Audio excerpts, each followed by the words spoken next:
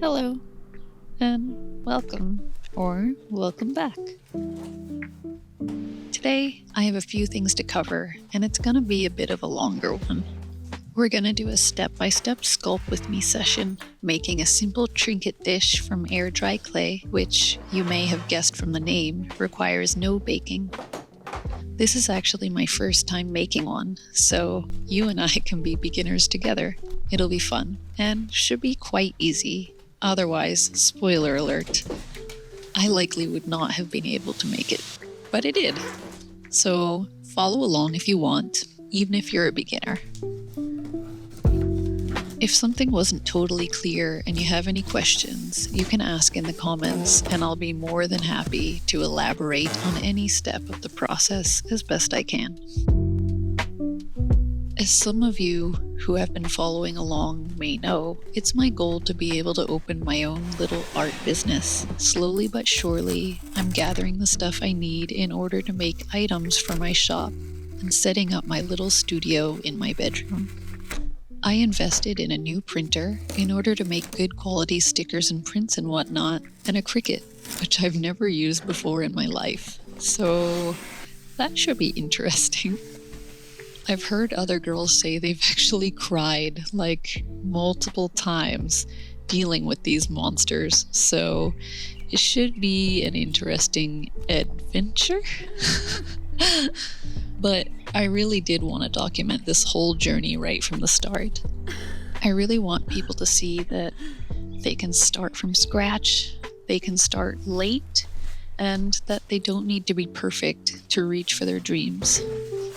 You can watch me learn and try things and maybe, hopefully, succeed in my goal of going from a beginner to a business owner, and understand that it's possible for you to do the same, even if your goal is a little different from mine. And speaking of not being perfect, that's really the topic I wanted to explore today. Perfectionism. Why we do it, the many places it manifests, and how it sets us back so much more than it helps us. Anyone who deals with those thoughts and habits knows how much of a total pain it can be. So let's talk about it together.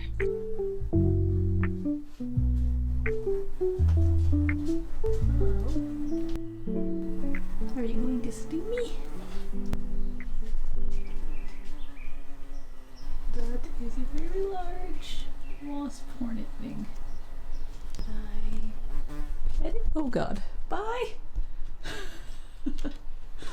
Just go ahead and close that.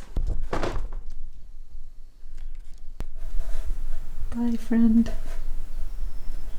I wish you the best. As someone who definitely has an anxious personality, perfectionism has never been far behind. Many times, I felt like it's been a coping mechanism for my ADHD. For those who are new here, yeah, I have ADHD.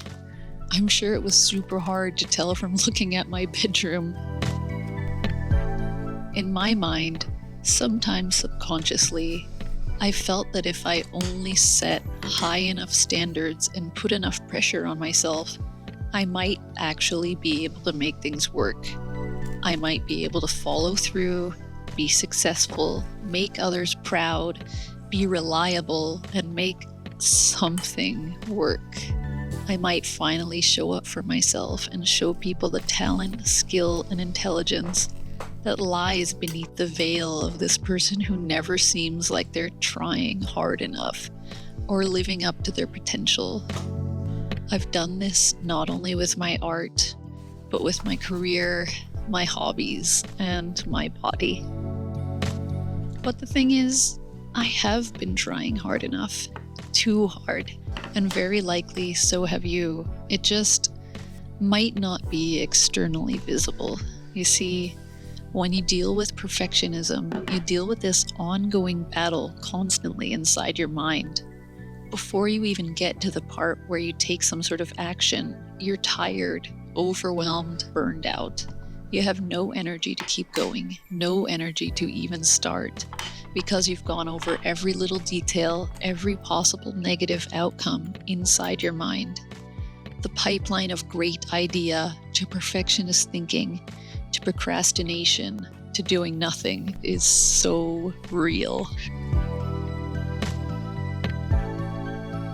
When we put too much pressure on ourselves to do something perfectly, we often put it off, waiting for the perfect conditions to be met. This time never comes. Ironically, we will never reach any level close to perfection if we don't go through the iterative process of being a beginner, trying, making adjustments, learning little things here and there, and yes, sometimes failing. There is an amazing quote from an unlikely place that I heard years ago, and it's stuck with me ever since. It's simple, but so on point. Some of you probably know what I'm going to say. It's from a cartoon called Adventure Time, and one of the main characters, Jake the dog, says to his friend Finn, "Dude, sucking at something is the first step towards being sort of good at something." And it's so true. If you're doing something, even if you don't think you're doing it well, you're taking tiny steps every time you do it toward being at a higher level than you are now. Even when you fail and totally mess it up, that's fine because you've learned one more thing that doesn't work. This is just the path to learning what does. Don't be discouraged, be excited. You learned something. That's worth celebrating. So don't let the negative self-talk, the fear of messing up or not being good enough, keep you from starting. Take a moment to think about that voice in your head, the one that tells you that you shouldn't bother trying because it won't work out. That voice is actually a little part of you that's trying to keep you safe. It's trying to prevent you from feeling sad or defeated, trying to spare you from the pain of failure or from external criticism. The sadness when you compare your art to a peer and think that you're so far behind. Or when a random stranger leaves an unnecessarily mean comment on your social media. Art lore, anyone? Yes, it is trying its darndest to prevent those hurts, but unfortunately, it's just going about things in a misguided way.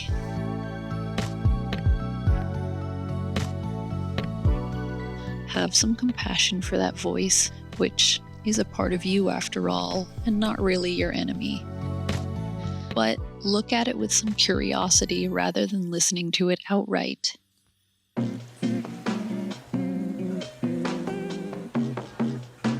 And don't try to reflexively shove it down either. Trying to ignore it completely might work for a short time, but as with any other negative feelings, they'll often creep their way back into your life if your only line of defense is pretending that they're not there.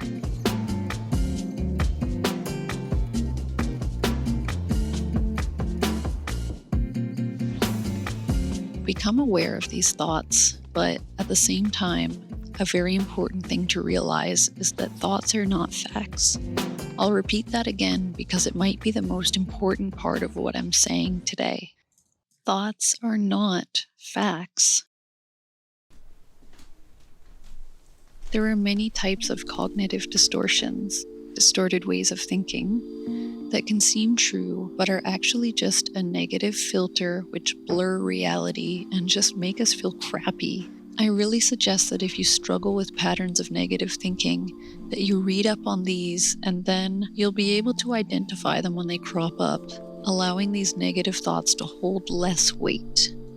I'll see if I can find a few links to post below so that you can do some further reading or watching on the topic. It's super helpful information to have in your toolbox.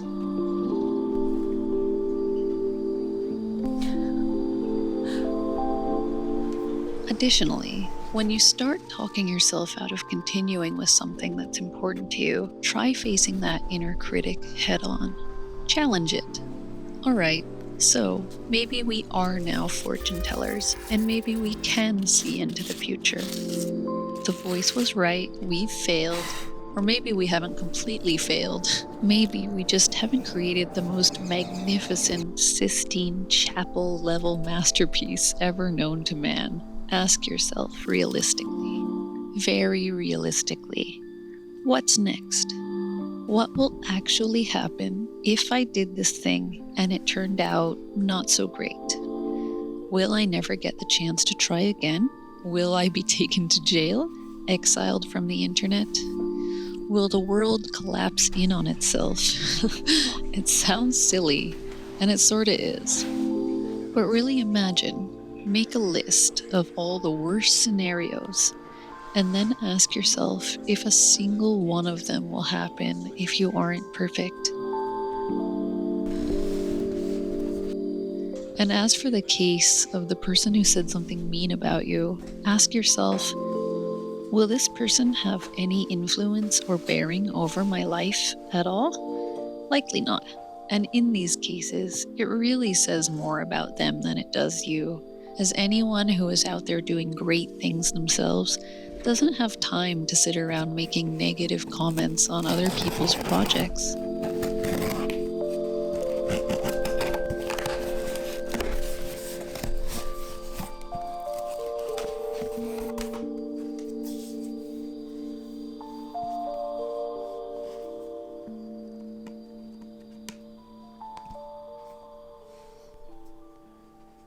Your only job is to do the best that you can with the tools that you have. So just do that. Enjoy the process. You're doing awesome. I promise.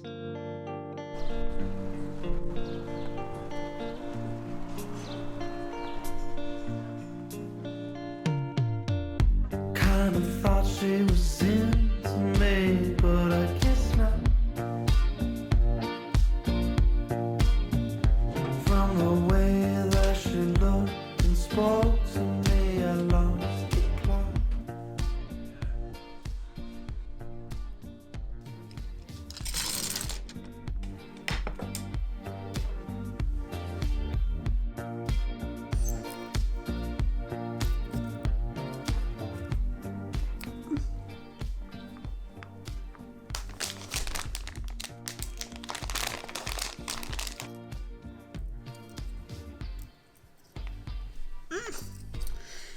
Why are these so hard to open? Am I just weak? Oh my gosh.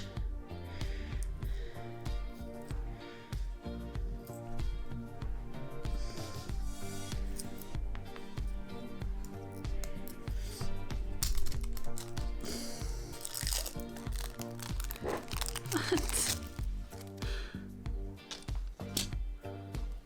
Why?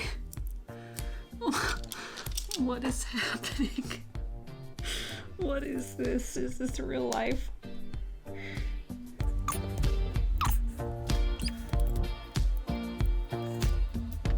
Okay.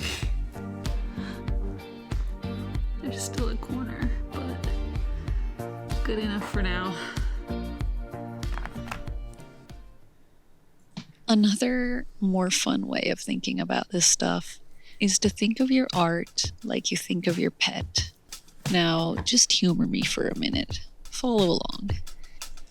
People talk about their cats like, yeah, this is my little dumpster gremlin. I call her that because I found her in a dumpster. Yesterday, she puked in my shoe. Oh look, she's pushing an expensive vase off the shelf, just for fun. I love her so much. Our pets aren't perfect, but we love them. We're drawn to their imperfections, their quirks, and their unpredictability. It's what makes them unique and lovable.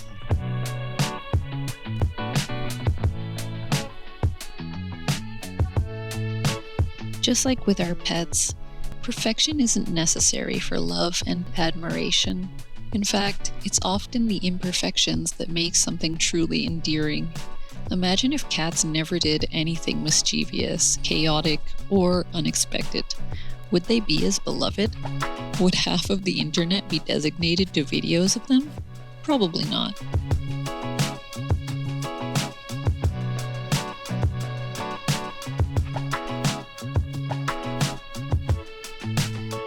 We love them because they are chaotic and unpredictable.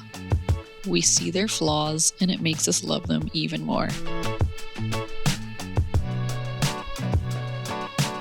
Similarly, similarly, your art doesn't have to be flawless to be loved and appreciated. Embrace the imperfections, the mistakes, and the unexpected outcomes. They're what make your art uniquely yours. Remember, perfection is overrated. It's the quirks, the flaws, and the unexpected surprises that make your art special and lovable. Things that are perfect don't feel quite as human. We could buy something perfectly factory created, and it would have no flaws, but would we feel connection to it? There's something really beautiful and valuable about imperfections and quirks of something made by another human. It tells a story. Take a look at any of your favorite movies or books, and you'll know that the most beloved stories are about characters with a wide range of both lovable traits and flaws. We see their weaknesses and strengths and feel all the more attached to them and invested in them.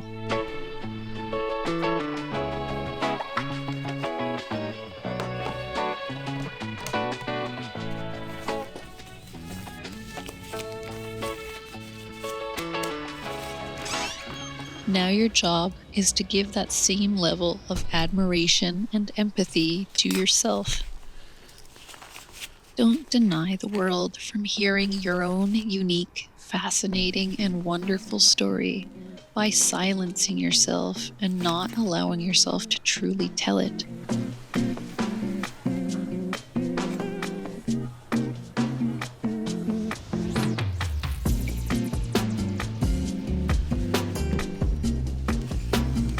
If you've made it this far, I'd love it if you dropped your own story down in the comments so we as a community can cheer each other on and support one another. I don't have the biggest community yet, but that's exactly the kind that I would like to build. And with that, thank you so much for watching. I hope my words have brought you some comfort. Next time, I'll be making my very first sticker sheets with the equipment I set up today. If you're interested in seeing how that works out, and just following my journey towards opening an art shop, be sure to subscribe. The bell icon might be a good fail-safe to make sure that you don't miss my updates, since I'm a pretty small channel and my videos might get lost to the algorithm. So if you hit that, you might get an alert. I've heard mixed reviews, but go ahead and hit that and tell me if it works.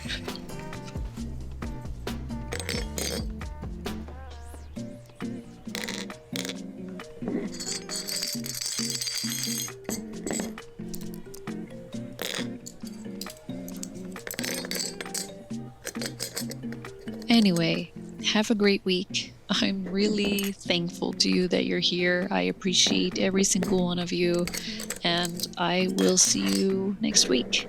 Bye.